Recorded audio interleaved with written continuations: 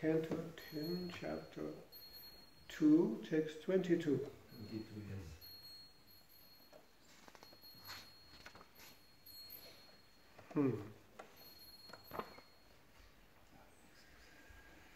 Sa Esha Jivan Kalu Sampareto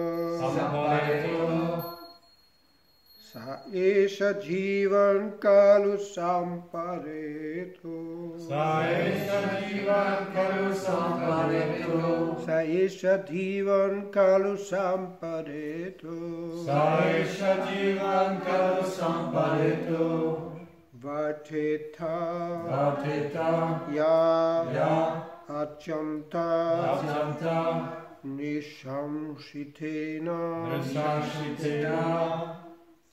Varteta Yochanta Nishamshitena Varteta Yochanta Nishamshitena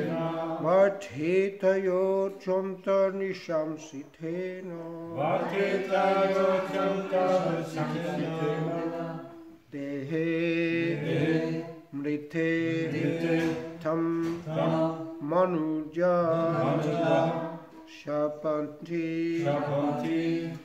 Dehe Mrite Tam Manuja Shapanti Dehe Mrite Tam Manuja Shapanti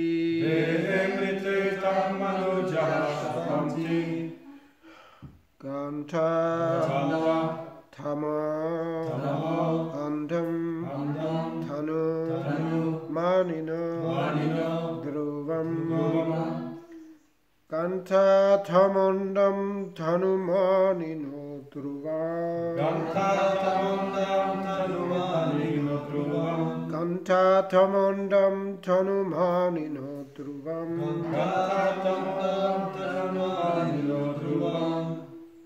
Saesha Jivan Kalu Sampareto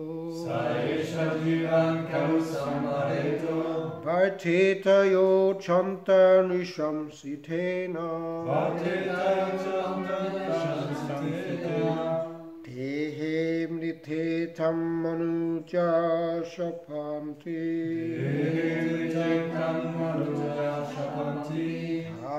Ganta Tamundam Tanumanino Dhruvam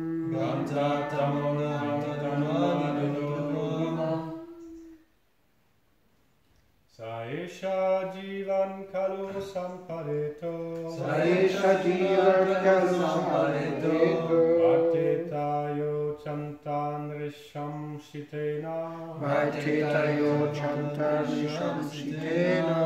Dehe Mrite Tang Manujaha Shapanti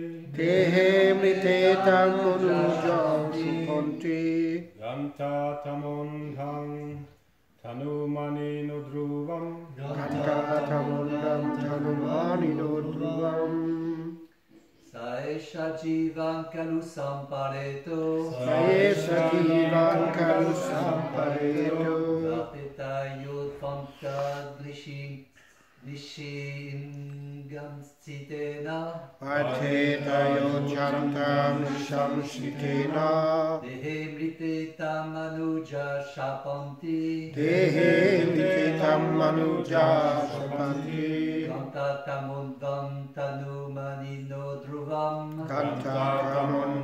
Tanumanino Dhruvam Ladies. Saesha Jivan Kalu Sampareto Saesha Jivan Kalu Sampareto Varteta Yochanta Nishamsitena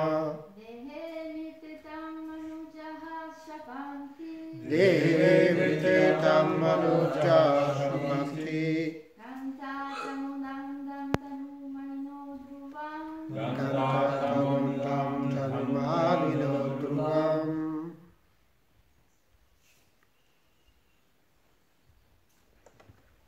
Saha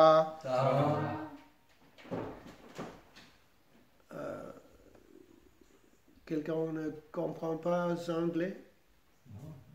Ça va, mais il ne comprend pas. Que faire?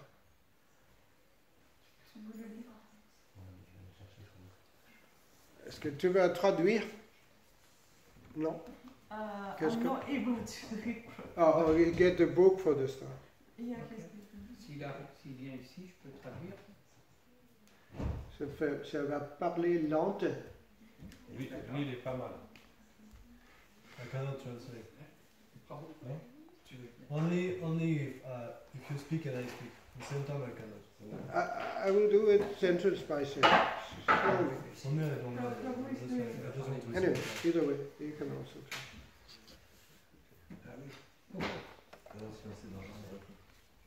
Saha, Saha, he, He, Eshaha, Eshaha, that jealous person. the jealous person, Jivan, Jivan, while living. why Why living? Kalu, Kalu, even. Even. Samparetaha Samparetaha, is dead. He's dead. Varteta Vateta, continues to live. Continues to live. Yaha, Yaha. anyone who. Anyone who. Ajanta, Chanta. very much. Very much. Nisham Sitena, Risham Sitena. by executing cruel activities. By executing cruel activities. Dehe, Dehe, when the body, When the body mrite, Mrite, is finished. is finished. Tam, Tam, him, him, manujaha, Manujaha, all human beings. all human beings. Shapanti, Shapanti, condemned. condemn. Ganta, Ganta, he will go. He will go. Tamaha, antam, tamaha, Tamaha, antam, Andam. to hellish life. To hellish life. Tanumaninaha, Tanumaninaha, of a person in the bodily concept of life. Of a Person in the bodily concept of life. Dhruvam, Dhruvam, without a doubt. without a doubt. Translation. This is.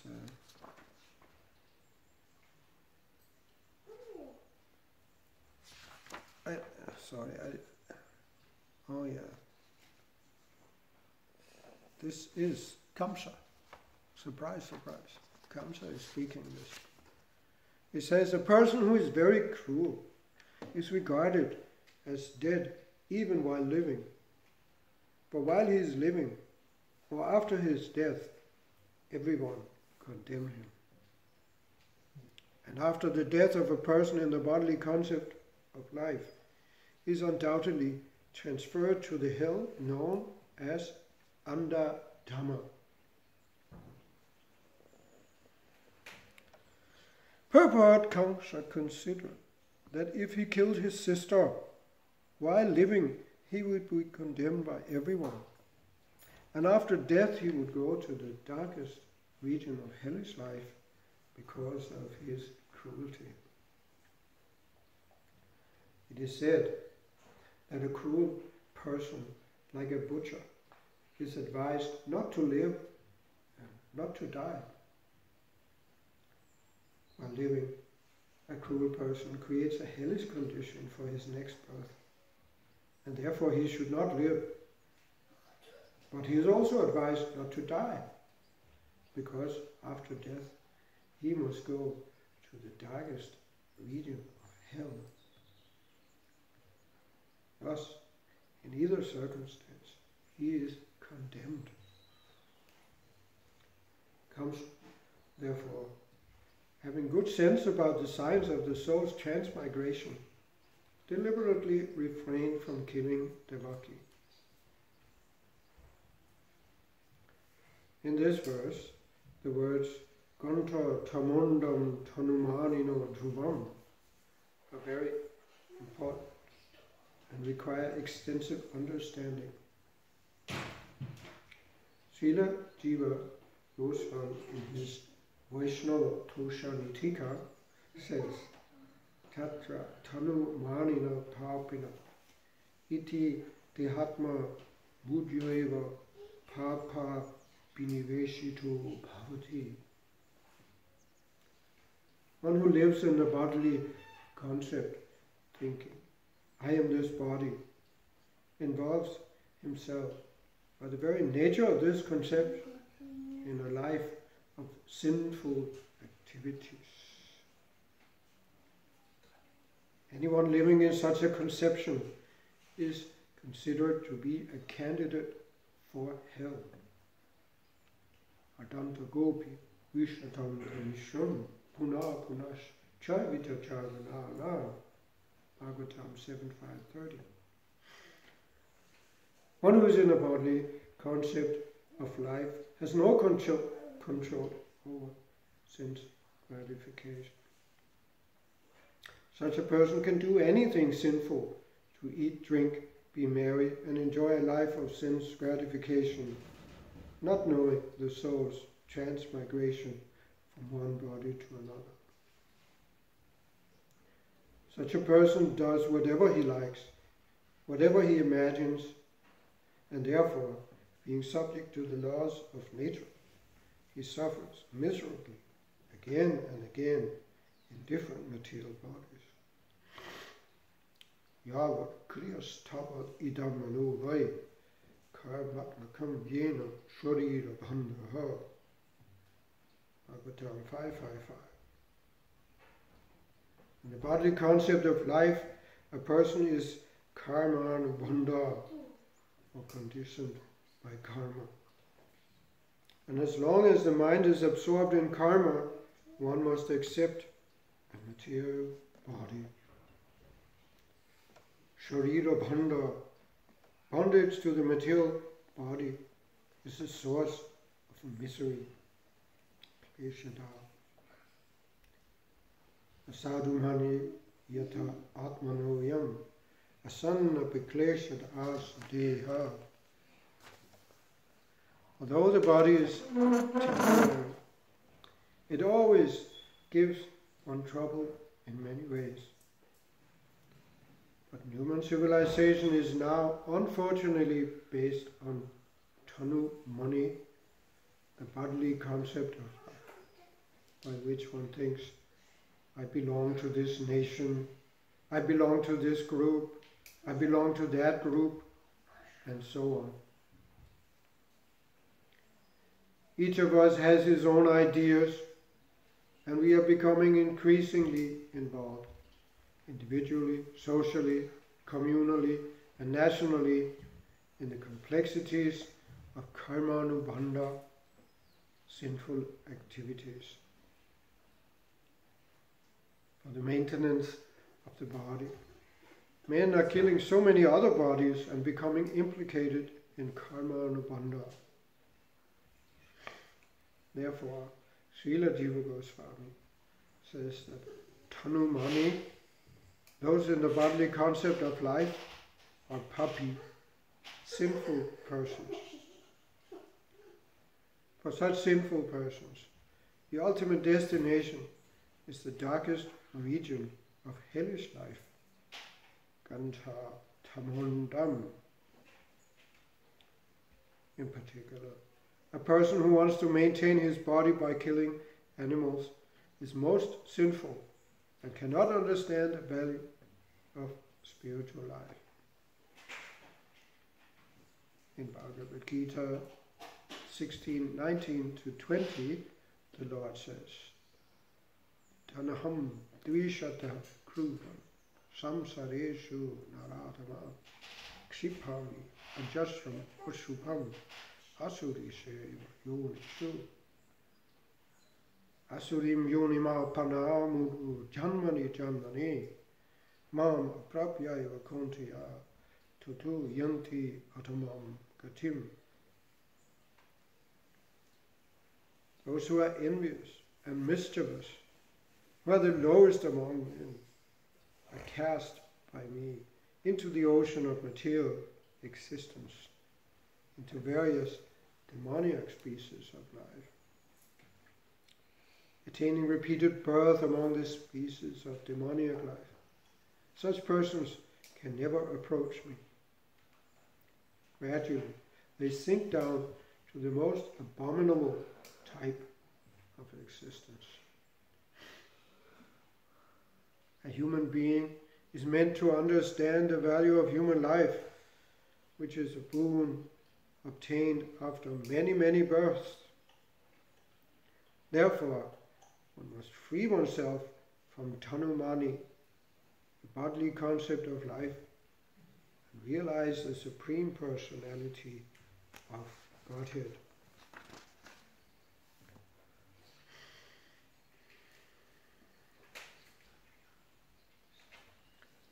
Sa esha jivan kalu sampareto varteta yo chanta nishamsitena dehe mrite tam manuja shapanti ganta kamunda tamunda tanu manino dhruvam. A person who is very cruel is regarded as dead even while living. For while he is living, or after his death, everyone condemns him.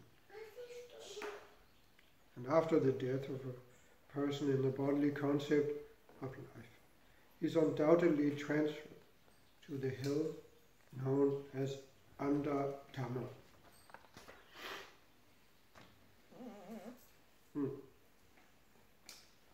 So, it's a little surprising, comes in speaking this person, because it's a very accurate description of himself. Sometimes it's like that.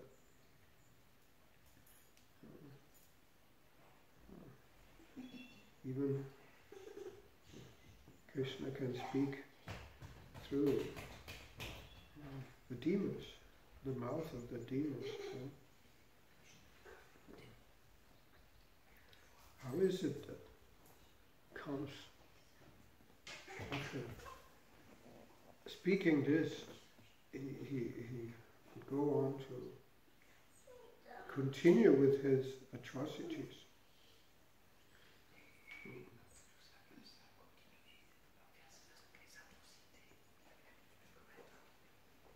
You can speak louder. It's actually quite okay. I'll speak, like I said, I'll do it sentence by sentence, and then you can. Okay, you like that?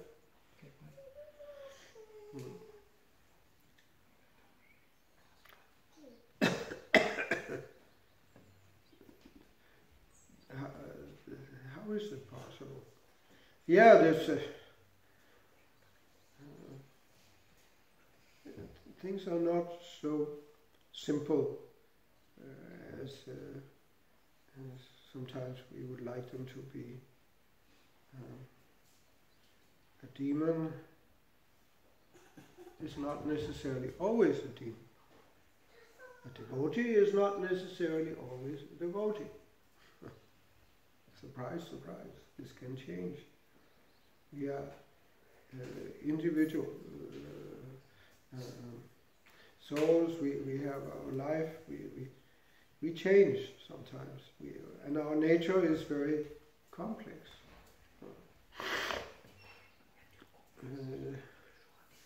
Sometimes you may have had this. I don't think he got it. And he has to translate No, loudly. anyway, I cannot force him. Speak loudly, then he can also hear.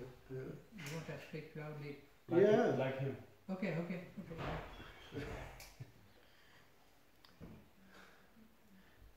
Sometimes you may have had this experience. You know somebody, you think you know that person very well. Quelquefois, vous pouvez voir cette expérience.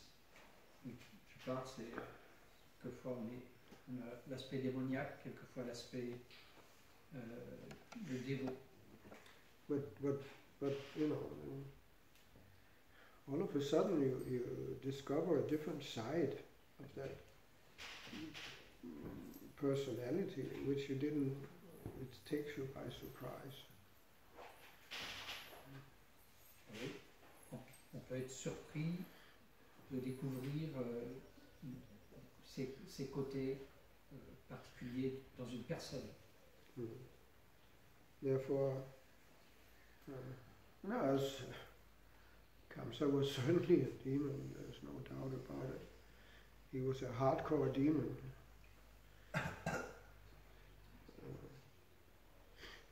But we still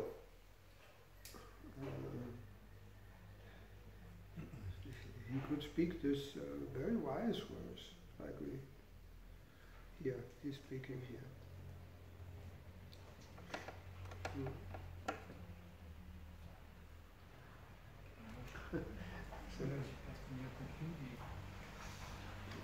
Comme ça, que sans l'ombre d'un doute, un démon. Yeah. So we take the good, we take, what we can get, even if it comes to speaking. This is Prabhupada gives a long, very, very, very penetrating purport to this verse spoken by Cox.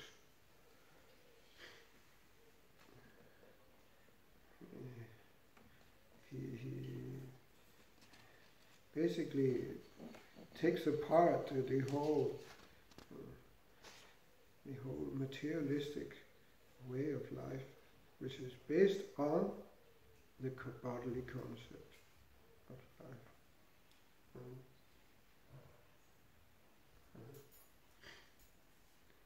The word is here, I think.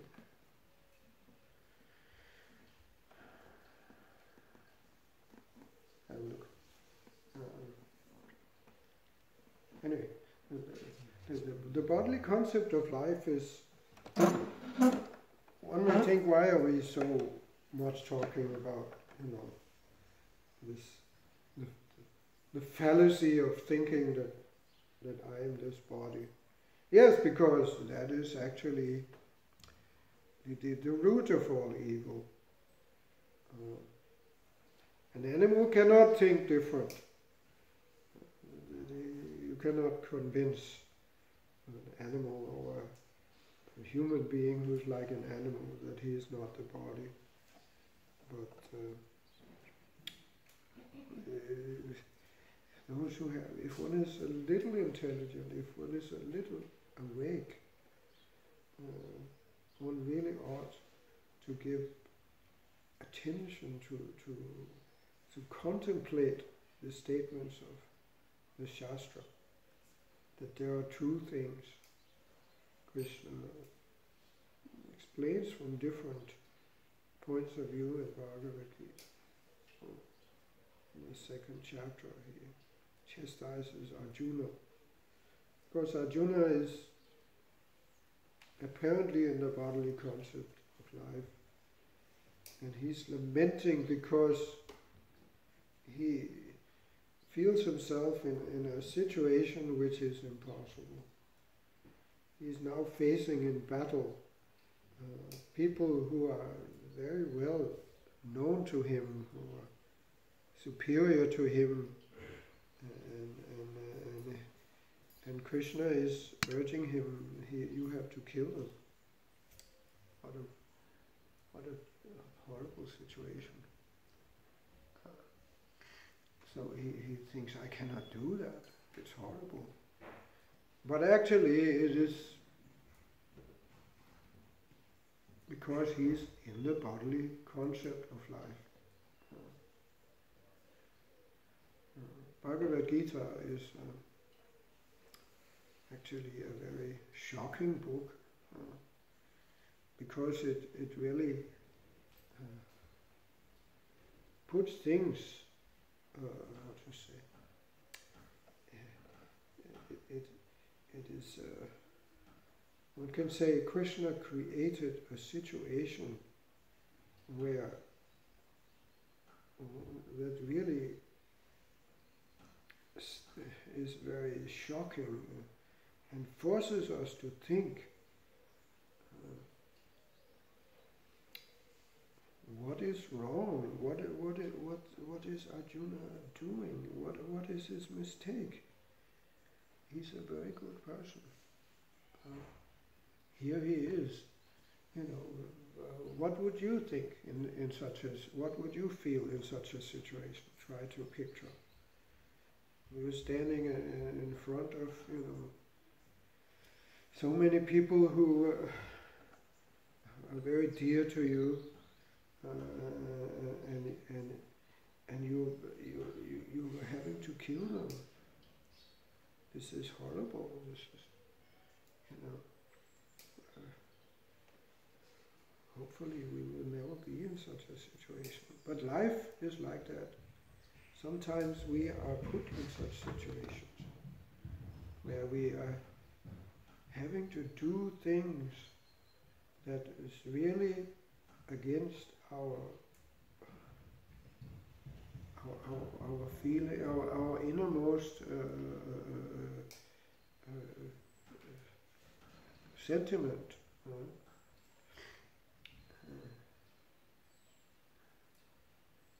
Why is it?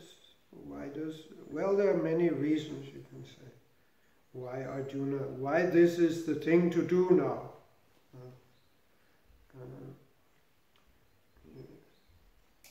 Because, of course, the main reason, the ultimate reason is that Krishna says so.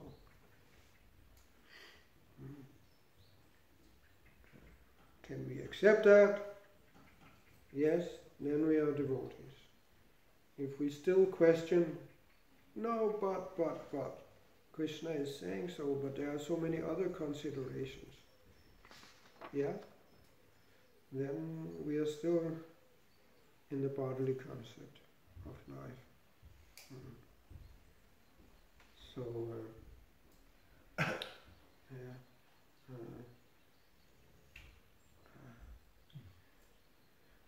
we are so much embedded in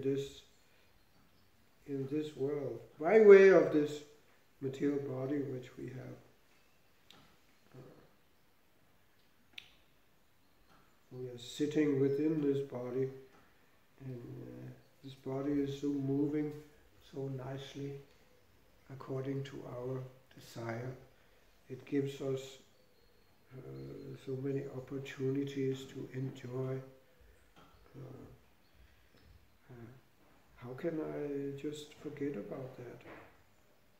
Well, actually it's all an illusion created by Maya. We think that body is an opportunity for enjoyment, but actually the body is really like a torture instrument that has been attached, put on the soul, just to make us suffer. Just the opposite of what we think under the influence of the illusory energy. We think the body is a source of happiness, but it's actually, if we can look at it in a sober way and just abstract from all of the illusory tricks of Maya, we can see that the body is not a source of happiness or enjoyment. It's actually a source of unlimited suffering.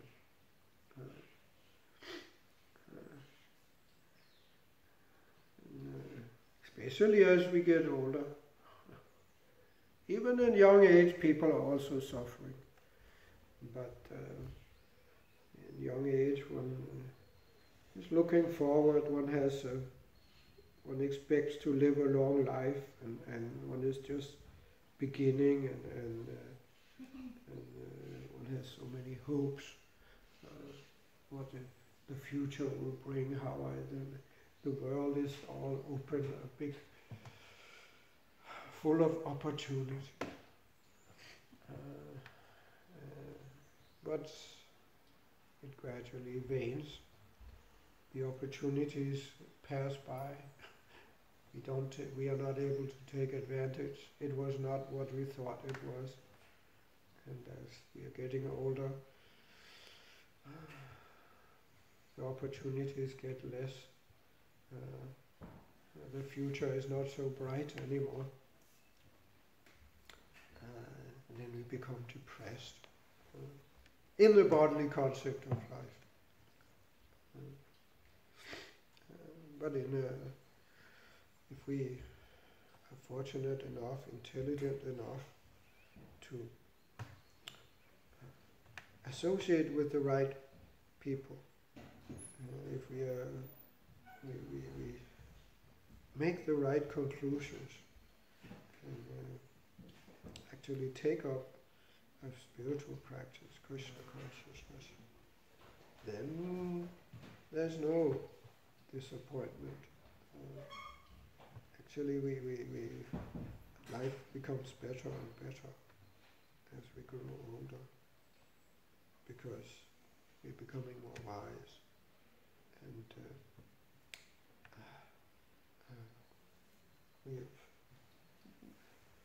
we're having more and more realizations, more and more. We even when life sometimes becomes a little difficult, we have such a strong foundation because of a long life of in Krishna consciousness. We have had so many good experiences. We have had so many times that we have seen that Krishna is working in our life. This gives a very strong foundation, so that we know for a fact that this body is coming to an end, but this body is simply meant for suffering, and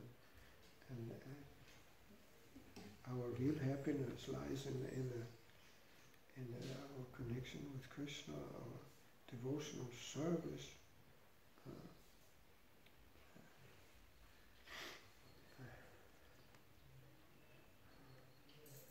I was just thinking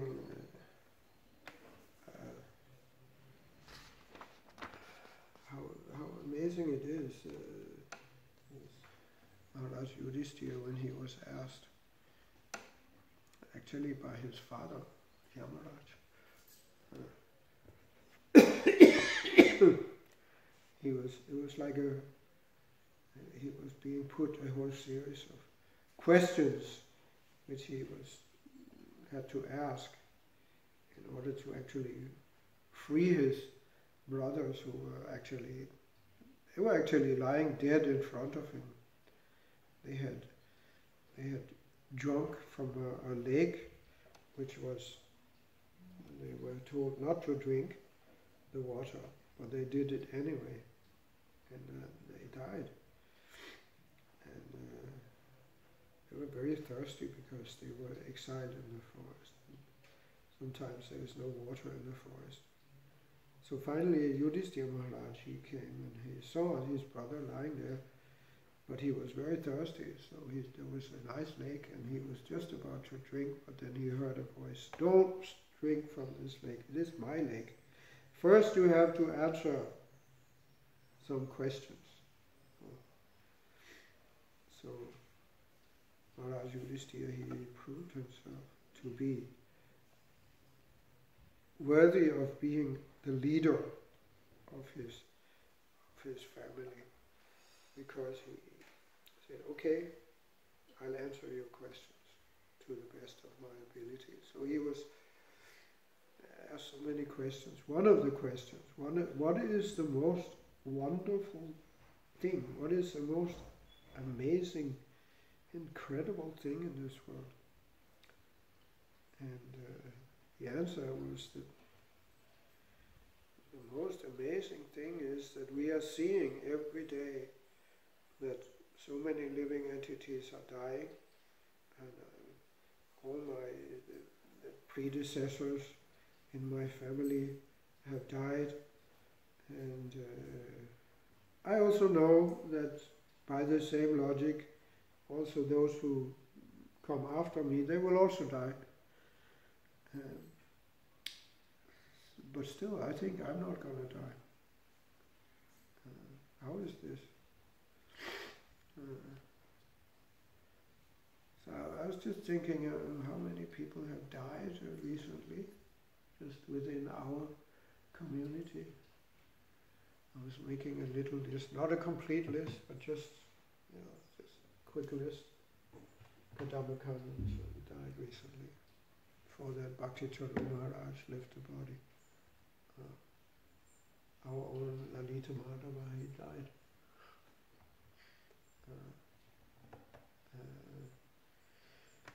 When I came to Mayapur now, I found out that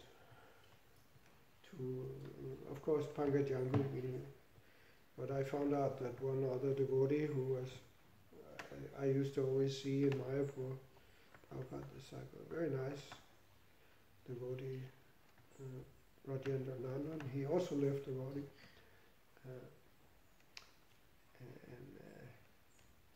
You can go on and on like that.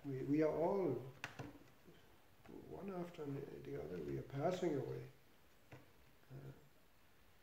So, why is it that we are so lax? We should really become serious and understand that soon is my turn.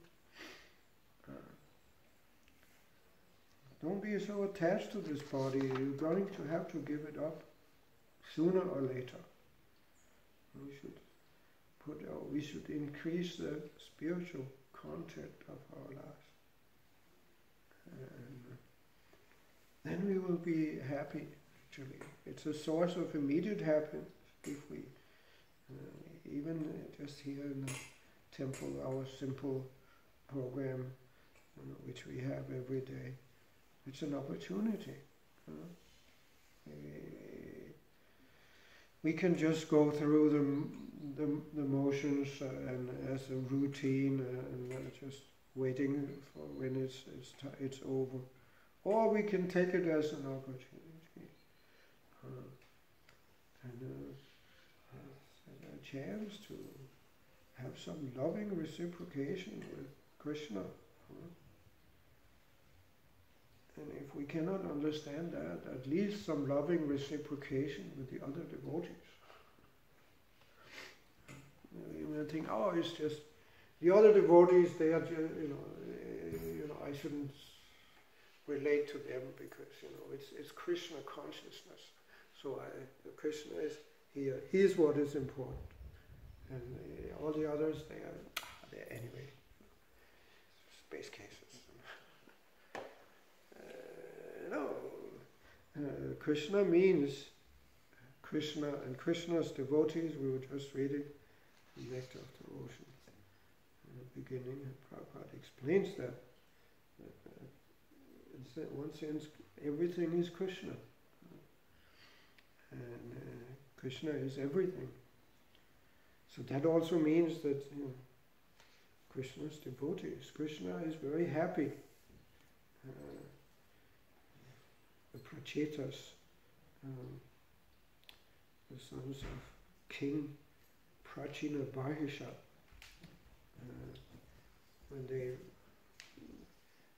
finally met the Lord after long austerities, the Lord, he expressed his happiness because of their mutual friendship. He was very happy to see the brothers, that how they were working so nicely together in Krishna consciousness.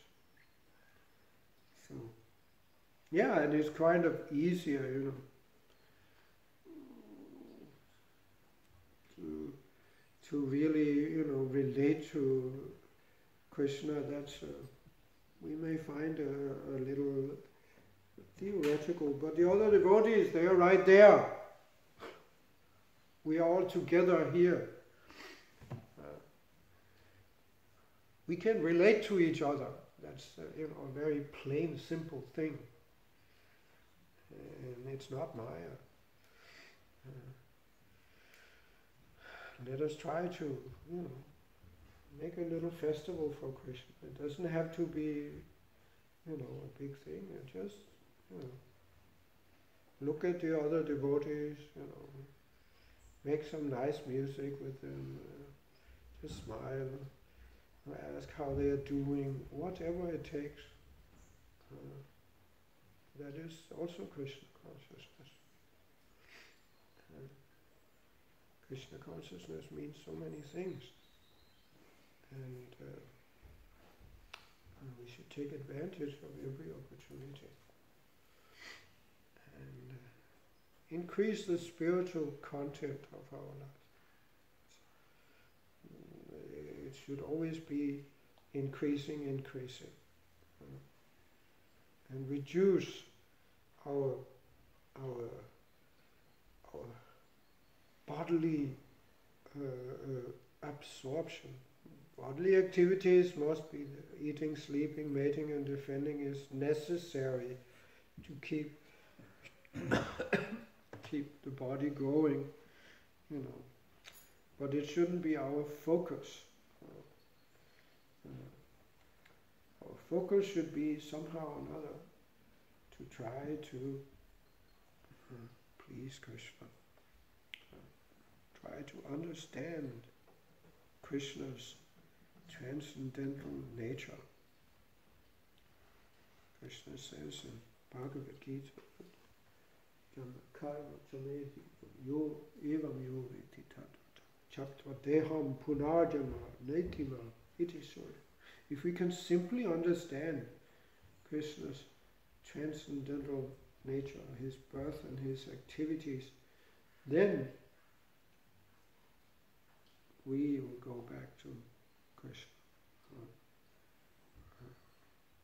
For us there will be no more janma and karma. So let us put some endeavor into this to try to understand. How can we understand the transcendental nature of Krishna's birth and activities? By really hearing from those who understand, by studying the scriptures, by applying these instructions in our life. We hear that Krishna is a person, we hear that he is not a statue, we hear that he is non-different from his holy name. Now apply that.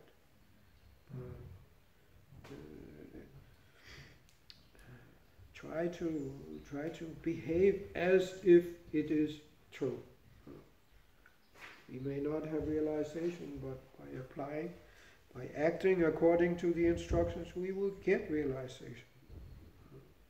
That's how it works.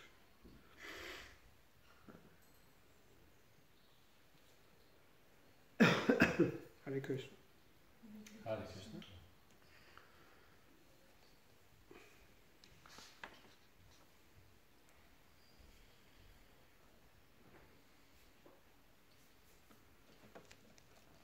You're speaking about people dying around us. Ravinda Swarup says that war is just normal life, but speeded up. Yeah. Because actually it's going on all the time, but we're not so much aware. But when there's war, it's just like normal life, but faster. Yeah.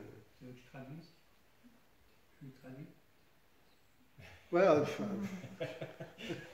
C'est un peu tard. I wanted you to translate, but it didn't happen, so I gave up, frankly speaking. I couldn't wait forever, So I just continued talking.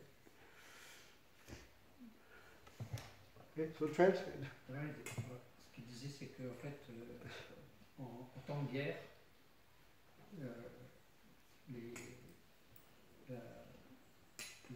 la vie dure moins longtemps. Évidemment, il y a beaucoup plus de morts. Mais je ne vois pas les conséquences que ça a. Je veux dire, je ne vois pas trop la signification que ça peut avoir.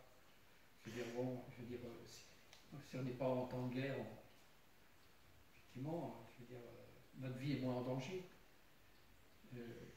Quand c'est la guerre, effectivement, la vie humaine est en danger.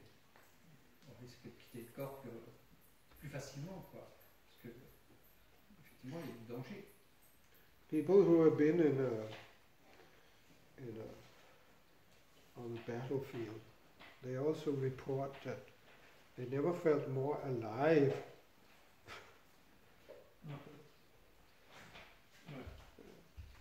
Because when death is all around you, when you at any moment you may also be annihilated, you become very conscious. What does it mean to be alive? We take it for granted. I'm here, of course I'm here. What's the big deal? No, it's a big deal, but it's a dull. But if one can, why does it have to take something like a war or something like that before we wake up to the fact that in this material world our existence is so radically insecure? We should try to remember that always. And of course we can only think about these things if we are Krishna conscious. If we are not in the bodily concept, in other words. Otherwise it's too much to handle. But actually when we are in the association, devotees, when we are being constantly reminded that yes, this world is a terrible place. It's a place where, we can be annihilated at any minute. But it's not everything. There's something very wonderful that we can take shelter of. We can take up spiritual life and experience our eternal spiritual nature.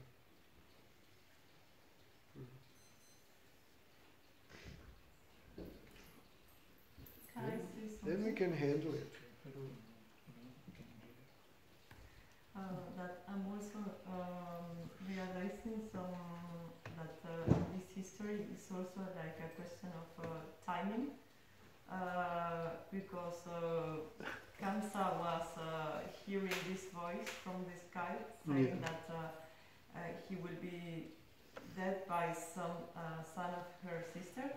So he's like, now he understands that he will not actually manage the way that he died, so he wants to try to not to die in this way or in this moment, and he start doing stuff, and he start doing for example trying to kill her sister, and then he get involved in other situations because he want to change the timing and the way that he's going to die.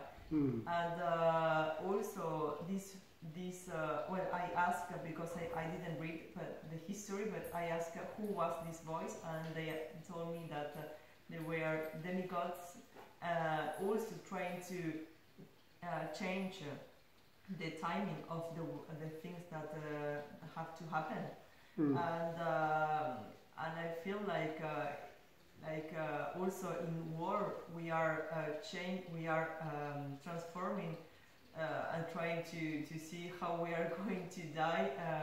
It's a matter of how you are going to die, or if you are not going to die. So it's like at the end, I'm watching in this history that the opportunities to learn more is these opportunities where we have this in front of us, like the conception of how the fact that we are going to die and that we cannot alter that, but the more close to the death we are in different situations, the more we learn. But I think that also is a question of how we trust, how much we trust in Krishna, because we try to, because we are scared, we try to make decisions, and at the end we know that we are not going to alterate the way that it have to happen. So yeah, I now I remember many situation in my life that I was close to death, and then it's like as you said, in this moment you see more clear than in any other situation in your life. It's like it's an energy like really weird. Krishna is very merciful. He wakes us up. He puts us in situations where it is easier to understand the reality of life. And usually these are the situations that we fear the most, that we try to avoid,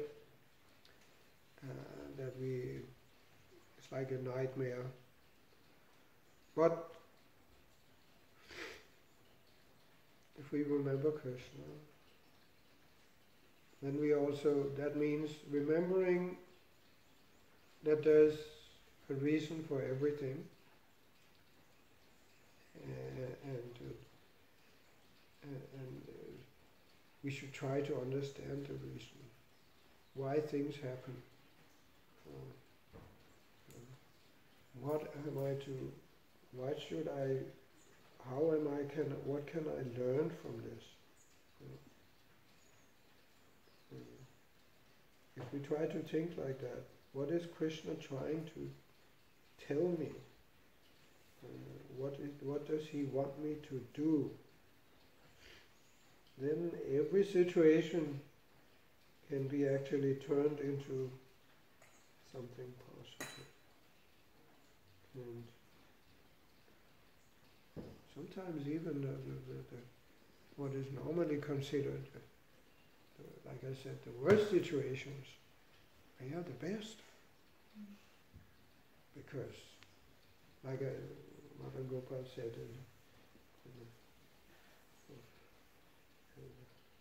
war is really just normal life being speeded up. What is about the worst scenario we could think about for ourselves? Being in the middle of a battlefield, being in the trenches in some World War I or something like that. Well, but if we can use it to surrender to Krishna, then it's good. That is, after all, what we need to come to that point. Sometimes it takes something quite heavy for us to actually make that step.